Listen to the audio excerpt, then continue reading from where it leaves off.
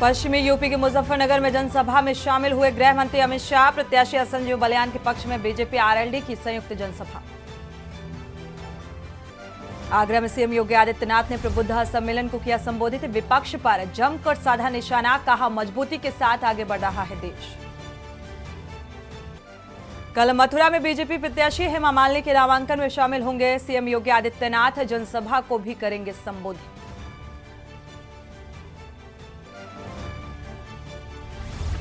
केशव प्रसाद मौर्य का बड़ा बयान, कहा 2047 तक विपक्षियों के लिए नहीं बची है कोई जगह। मथुरा से बीजेपी प्रत्याशी हेमा मालिनी कल करेंगी नामांकन। हेमा मालिनी ने यमुना के विश्राम घाट में की पूजा अर्चना। लगातार प्रचार में जुटी हेमा मालिनी। और तिहाड़ जेल से रिहा हुए आप सांसद संजय सिंह। जेल के बाहर भारी संख्या में मौजूद आप नेता और कार्यकर्ता। 6 महीने बाद हुई संजय की रिहाई। आप देख रहे हैं के न्यूज, खबरों का सारथी।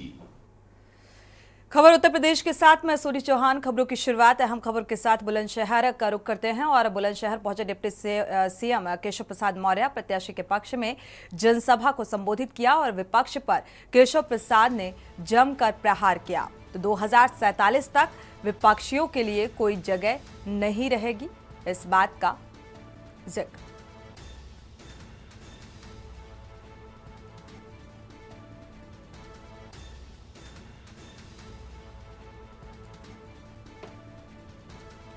तो चुनावी जनसभा के दौरान इस बात का जिक्र किया कि 2047 तक विपक्ष का सोपड़ा साफ हो जाएगा। विपक्ष पर जमकर प्रहार किया केशव प्रसाद मौर्य ने।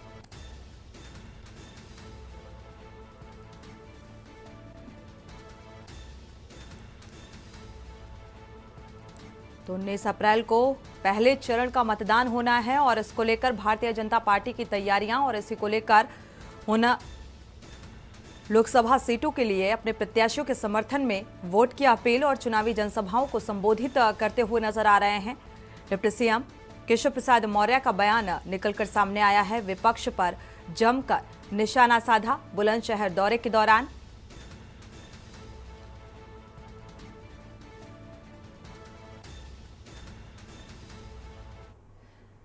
और इस बीच हमीरपुर से खबर, खेत में किसान को गोली मारने का मामला सामने आ रहा है। पीड़ित परिवार ने डीआईजी कमिश्नर से गुहार लगाई है। आरोपियों को छोड़ने का पुलिस पर आरोप भी लगाया गया। आरोपी परिवार को जान से मारने की धमकी दे रहे हैं।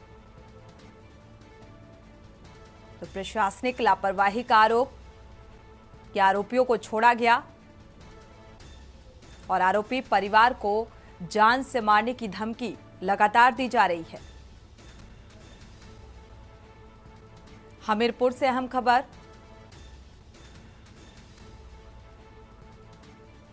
तो पीड़ित परिवार अब डीआईजी और कमिश्नर ऑफिस पहुंचा है। न्याय की गुहार लगाई। आरोपियों को छोड़ने का भी आरोप लगाया गया है। तो इस मामले को लेकर प्रशासनिक स्तर पर लापरवाही बरती गई। मैं अपने खेत में, जो हमारी पुश्तैनी खेती है, उसी में मैं और पिताजी, मेरा भांजा, हम अपने खेत में अपनी फसल कटा रहे थे। तभी वीरेंद्र सिंह, महेश पाल, रवि, भास्कर और इनके साथ जो अन्य और लोग थे वो हमारे ऊपर आए, गाली गलौज करने लगे। और हमारे जो एक मतलब बुजुर्ग इंसान, उसको तो घसीट, वीडियो में आपने देखा होगा, उनको है तो घसीटते हुए मारा है उनको।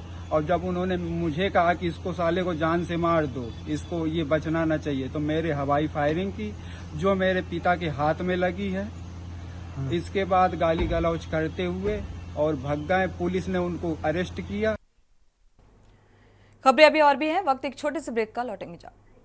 ब्रेक से वापस आ रहे हैं, रुक करते हैं खबरों का। लखनऊ से हम खबर सामने आ रही है। 9 साल के मासूम बच्ची के साथ दुष्कर्म की वारदात को अंजाम दिया गया। घर के नौकर ने ही मासूम बच्ची को हवस का शिकार बनाया और आरोपी बच्चे से दुष्कर्म का वीडियो भी बनाया गया। 33 वर्षीय राजू कुशवाहा को पुलिस ने अरेस्ट कर लिया है। परिजनों ने आरोपी को बिजनौर पुलिस को सौंप दिया है। परिजनों की शिकायत के आधार पर मुकदमा दर्ज किया गया। लखनऊ के बिजनौर थाना क्षेत्र का यह मामला सामने आ रहा है, जहां पर 9 साल की मासूम बच्ची के साथ दुष्कर्म किया गया।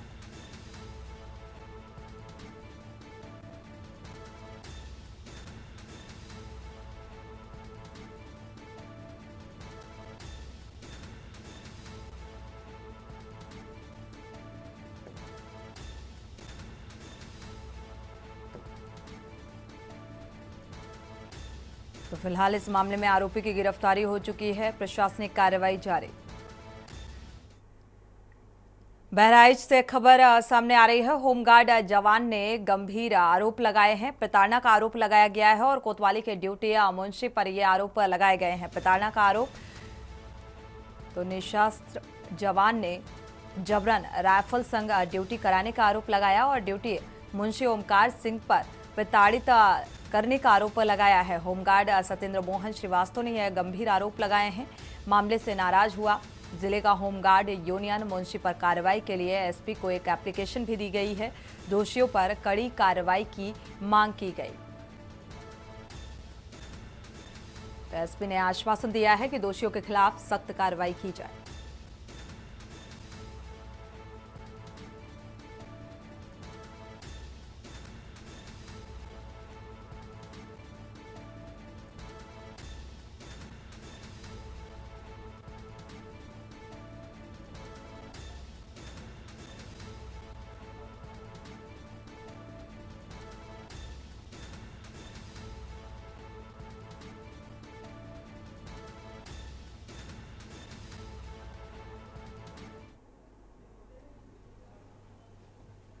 को सत्येंद्र मोहन श्रीवास्तव जी के द्वारा ये सूचना मिली कि वहाँ के मुंशी श्री ओम प्रकाश सिंह ने गाली गलौज दिया है और निशस्त्र होमगार्ड से इंसास राइफल से पहरा लिया गया और गाली गलौज भी दिया गया, रपट भी लिख दिया गया। इसलिए मैं पुलिस अधीक्षक महोदय के यहाँ हम लोग लेकर के यहाँ एप्लीकेशन दिया और इतनी ईमानदार पुलिस अधीक्षक महोदय हैं कि जिनकी छवि कुछ मुंशी दीवान थाने के हैं जो धूमिल कर रहे हैं। मुझे ये खेद है और मैं यही आशा करता हूं कि वो हमको न्याय देंगी और यदि हमको न्याय नहीं मिला तो 1 हफ्ते के अंदर तो हम अगली कार्रवाई का कदम उठाएंगे। वक्त एक छोटे से ब्रेक का, लौटेंगे जब। आप देख रहे हैं के न्यूज, खबरों का सारथी। शादी का किचन महके जहां, गोल्डी किचन किंग मसाले 100% हो वहां। जहां जाए रिश्ते बनाए गोल्डी मसाले।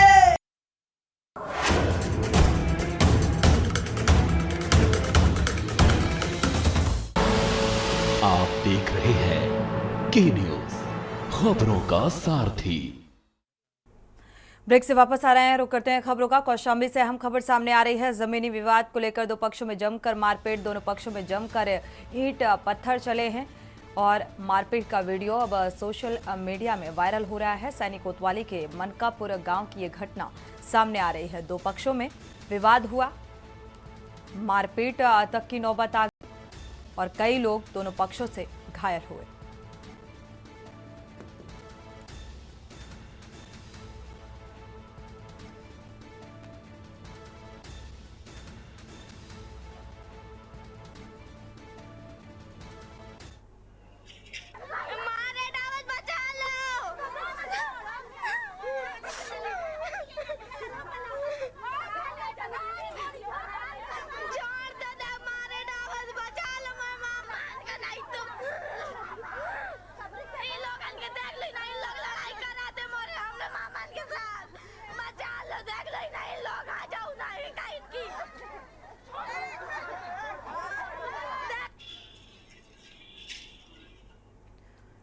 बढ़ते आगे, बरेली से खबर सामने आ रही है। भगवान भरोसे चल रहा सामुदायिक स्वास्थ्य केंद्र एक बार फिर से लापरवाही की तस्वीर सामने आ रही है। सुबह 9 बजे के बाद भी कर्मचारी नदारद दिखे। सीएससी प्रभारी समेत कर्मचारी नदारद पाए गए और सुबह करीब 8 बजे से 2 बजे तक ओपीडी का समय था और मामले का वीडियो अब सामने आ रहा है। आंवला सीएससी का पूरा मामला बताया जा रहा है।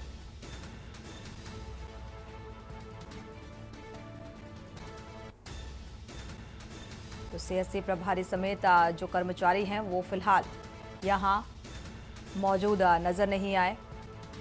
सीएससी का ये पूरा मामला सामने आ रहा है। सामुदायिक स्वास्थ्य केंद्र की ये तस्वीर, जहां पर डॉक्टर और कर्मचारी समय पर नहीं पहुंचते। 8 बजे से लेकर 2 बजे तक खाली।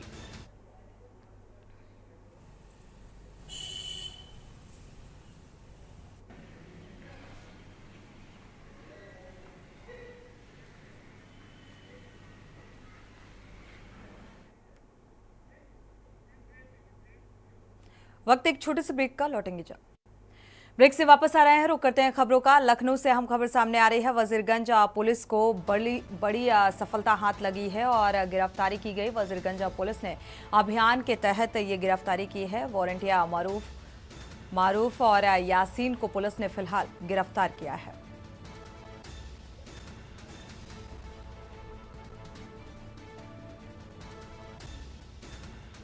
मारूफ और यासीन को पुलिस ने गिरफ्तार किया। वजीरगंज पुलिस को ये बड़ी सफलता हाथ लगी है।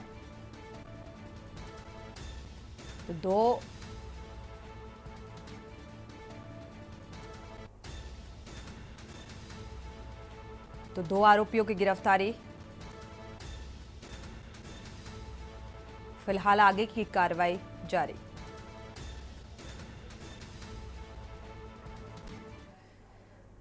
लखनऊ से अहम खबर सामने आ रही है। किसान पथ पर पानी के टैंकर से कुचला युवक का किसान पथ की रोड निर्माण कार्य में हादसा हुआ है और पानी पीने के दौरान टैंकर पर यह युवक चढ़ा। 18 वर्षीय दिव्यांशु की मौके पर ही मौत हो गई।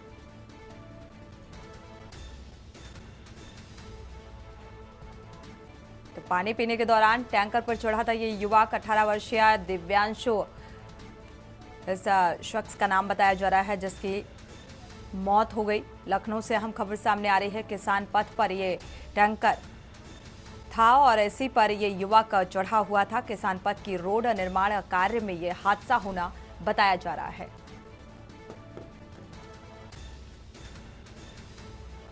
तो पानी पीने के टैंकर में चढ़ा हुआ था और हादसे का शिकार 18 वर्षीय दिव्यांशु, मौके पर ही दर्दनाक मौत।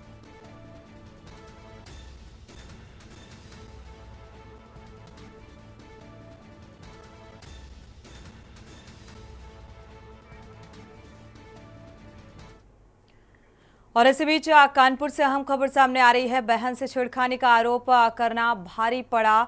छेड़खानी का विरोध करने पर दबंगों ने युवक को जमकर पीटा। ज्वेलर्स की दुकान में घुसकर दबंगों ने मारपीट की और नशे में उत्पात मचाया। दबंगों की राहगीरों ने पिटाई कर दी। अभिषेक दीक्षित ने गुर्गों के साथ मिलकर ये उत्पात मचाया। राहगीरों ने अभिषेक दीक्षित के गुर्गों की जमकर पिटाई की। कल्याणपुर थाना क्षेत्र के पनकी रोड चौकी क्षेत्र का ये मामला बताया जा रहा है।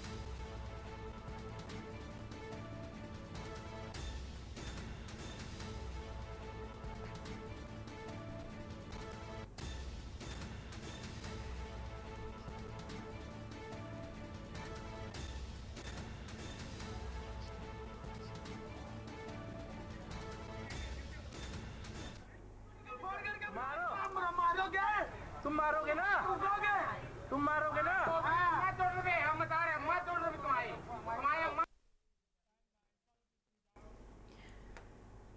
लखनऊ से अहम खबर सामने आ रही है। महानगर में 2 महिलाओं की मौत का मामला सामने आ रहा है। पुलिस ने नाबालिग को बाल सुधार गृह भेजा है। एमवी एक्ट के तहत 199A के तहत बढ़ाया गया है ये मामला। और नाम जो निकलकर सामने आ रहा है, पिता का प्रतीक नाम और प्रतीक जायसवाल पर केस दर्ज किया गया है। 25 साल तक बच्चे को अब लाइसेंस नहीं मिलेगा।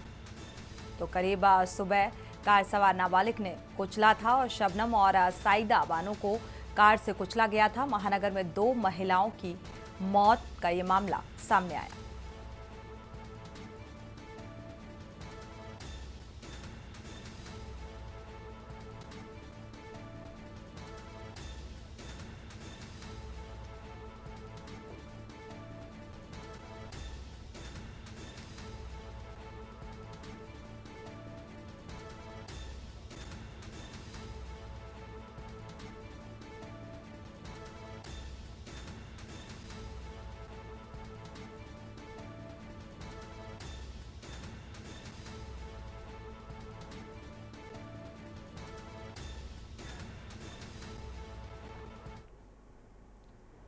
बढ़ते आगे, लखनऊ से हम खबर है। बीएसपी ने 12 प्रत्याशियों की घोषणा की है। गाजियाबाद से नंदकिशोर पुंडेरा प्रत्याशी बनाए गए हैं। अलीगढ़ से हितेंद्र कुमार को प्रत्याशी बनाया गया है और मथुरा से सुरेश सिंह को प्रत्याशी बनाया गया है। बीएसपी प्रत्याशी बने मैनपुरी से गुलशन देव शाक को प्रत्याशी बनाया गया है और खीरी से अंशय कालरा को प्रत्याशी बनाया गया है।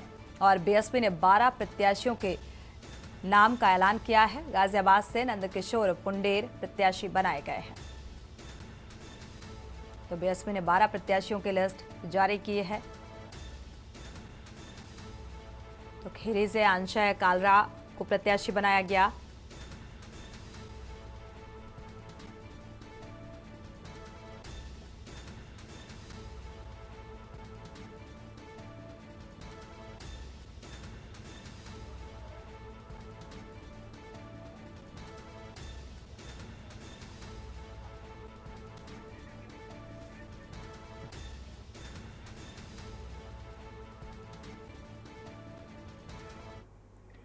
बढ़ते आगे और इसी बीच शामली से अहम खबर सामने आ रही है। शामली से बड़ी खबर, तेज रफ्तार बेकाबू ट्रक हाईवे पर पलटा है।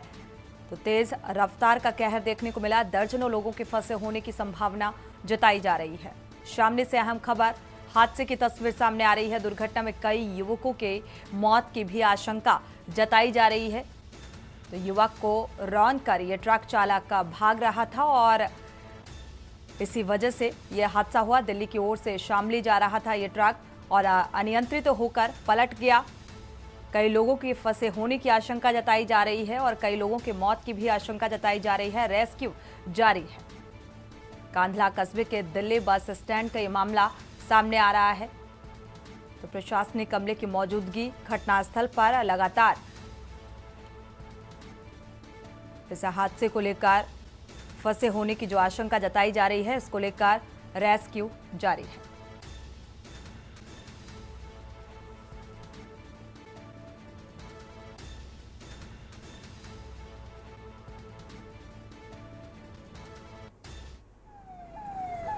ये एम्बुलेंस है भाई, एम्बुलेंस जा रही भर भर कर। तो घटनास्थल की ये तस्वीरें सामने आ रही हैं जहां पर अनियंत्रित होकर यह ट्रक पलटा है और कई लोगों के फंसे होने की आशंका भी जताई जा रही है। रेस्क्यू लगातार जारी है। 10 से 12 लोगों के फंसे होने की आशंका। प्रशासनिक अमला मौके पर मौजूद है घटनास्थल पर और इस पूरे मामले में फिलहाल जो लोग फंसे हुए हैं उन्हें निकालने का प्रयास और जद्दोजहद लगातार जारी है। तो तेज रफ्तार का कहर एक बार फिर से देखने को मिल रहा है।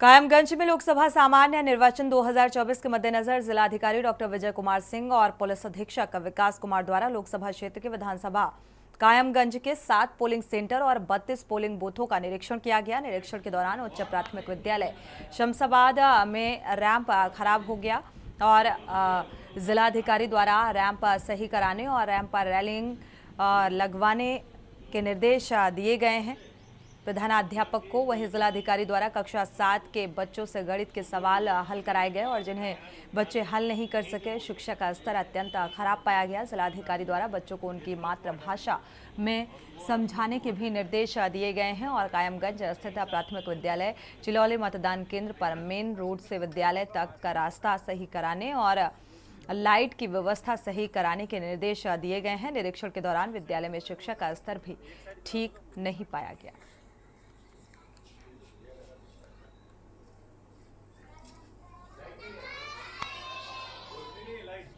लोकसभा 2024 का जो निर्वाचन है उसके दृष्टिगत जो है कायमगंज विधानसभा क्षेत्र में शमशाबाद, कायमगंज और चिलौली और निरीक्षण किया गया हमने और उसके साथ वहाँ सुरक्षा के साथ साथ जो बेसिक मिनिमम फैसिलिटी होती है जैसे बिजली का, पानी का, फर्नीचर का, पंखे हैं कि नहीं है, लाइट की व्यवस्था है कि सारी व्यवस्था को देखा गया और जो कमियाँ थी प्रधानाध्यापक को और संबंधित को नोट करा देगा। 3 दिन के अंदर कमी को दूर करा देगा। जो नगर पंचायत संबंधित कमी है वो नगर पंचायत के टाउन एरिया के अंतर्गत है नगर पालिका में वो उसको दूर कराएगा और उम्मीद है कि 3 दिन में सारी व्यवस्था पूरी।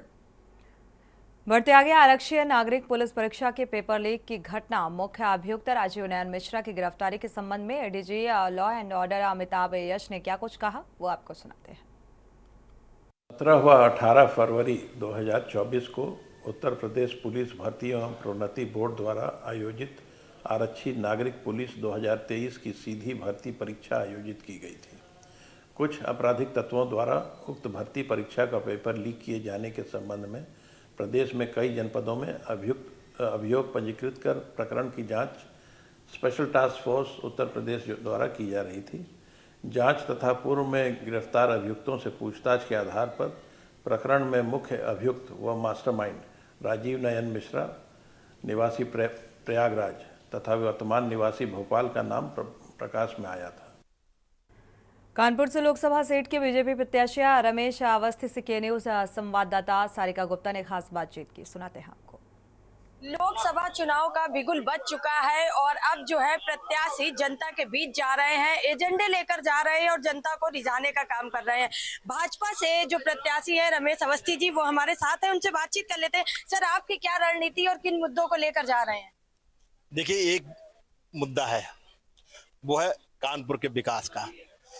कानपुर के विकास का एक हमारा एजेंडा है। उस विकास में हम क्या क्या कर सकते हैं, आप लोग भी उसमें क्या सहयोग कर सकते हैं, वो हम लोग बातचीत कर रहे हैं और आगे की एक रणनीति तैयार कर रहे हैं कि जो अगला कानपुर का विकास का स्वरूप हो, उसका मॉडल हो, वो कैसा हो, इस पे हम लोग चर्चा कर रहे हैं। आपसे पहले जो सांसद रहे उन्होंने काफी दावे किए थे, रेलवे की समस्या हो या फिर जाम की समस्या हो। आज भी कानपुर जो है जाम की समस्या को झेल रहा है, उस पर क्या कहेंगे? देखिए, जाम की समस्या की अगर बात करें तो पूरे प्रदेश में समस्या है, ये सिर्फ कानपुर की समस्या नहीं। जब आबादी बढ़ती है, हमारा जो इंफ्रास्ट्रक्चर होता है वही होता है, तो ये समस्या पूरे प्रदेश की समस्या है। लेकिन फिर भी मैंने अभी विगत 2 साल से देखा है, लगभग महसूस किया कि कानपुर के जिला प्रशासन ने यानी ट्रैफिक विभाग ने काफी कुछ प्रयास किए हैं। लेकिन हाँ, ये जरूर है, समस्या है, इसके निदान करने के लिए हम सब लोगों को सोचना पड़ेगा और इस पे भी बात की जाएगी, इसका समाधान कैसे हो सकता है।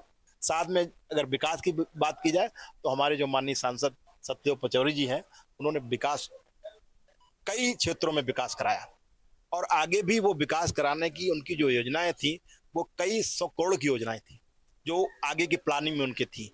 उसी जो सपना था उनका विकास का, उसी को हम बढ़ाने आए हैं और जो भी योजनाएं उनकी अभी अधूरी रह गई उसको मैं पूरा करूंगा और इसका रिजल्ट आपको जल्द दिखेगा। लोग अब कह रहे हैं कि बीजेपी ने एक नया चेहरा उतारा है, एक पत्रकार को टिकट दे दिया, तो उनको क्या जवाब देंगे? उनको जवाब तो आप देंगे कि पत्रकार अगर उतारा है तो इसका जवाब जिम्मेदारी तो आपकी भी। बीजेपी कोई अकेले पत्रकार को तो नहीं उतारा उन्होंने, बीजेपी फिल्म स्टार को भी उतारती है, बीजेपी साहित्य में जुड़े हुए लोगों को उतारती है, बीजेपी खेल से जुड़े हुए लोगों को भी उतारती है और उसी में बीजेपी ने एक पत्रकार को उतार दिया। तो बीजेपी ने कुछ नया नहीं किया। बीजेपी तो एक ऐसी पार्टी है जो राष्ट्रीय स्तर पर जो भी समाज के वर्ग प्रतिनिधित्व करते हैं सबको प्रतिनिधित्व देती है। उनसे पूछिए और पार्टी से पूछिएगा उन्होंने क्यों नहीं किसी को उतारा। तो ये थे हमारे साथ भाजपा प्रत्याशी रमेश अवस्थी जी, जिनका कहना है कि जनता जो है उनका साथ दे और सभी का जो विकास का एजेंडा है उस पर वो खड़े उतरेंगे।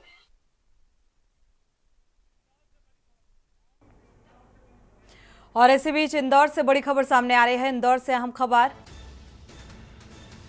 कोटा से अपहरण हुई छात्रा बरामद हुई है।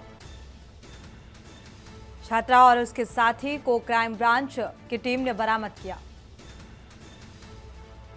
तो घड़ैल क्षेत्र के एक देव गुराड़िया के पास कमरे से बरामद की गई है ये छात्रा, जिसका अपहरण किया गया था। भंवरकुआं क्षेत्र से यह अमृतसर भागे थे, फिलहाल बरामदगी। तो क्राइम ब्रांच एडिशनल डीसीपी ने इस बात की पुष्टि की है। हॉस्टल में रुककर अपहरण की साजिश रची गई और उसके तहत अपहरण किया गया, अगवा किया गया। जमीन के पैसे से विदेश जाना चाहती थी ये छात्रा और इंदौर में रहती थी। तो इंदौर से यह अहम खबर सामने आ रही है। फिलहाल बरामद हुई है ये छात्रा। इसी के साथ खबर उत्तर प्रदेश में फिलहाल बस इतना ही। आगे खबरों के लिए आप देखते रहिए के न्यूज़ इंडिया।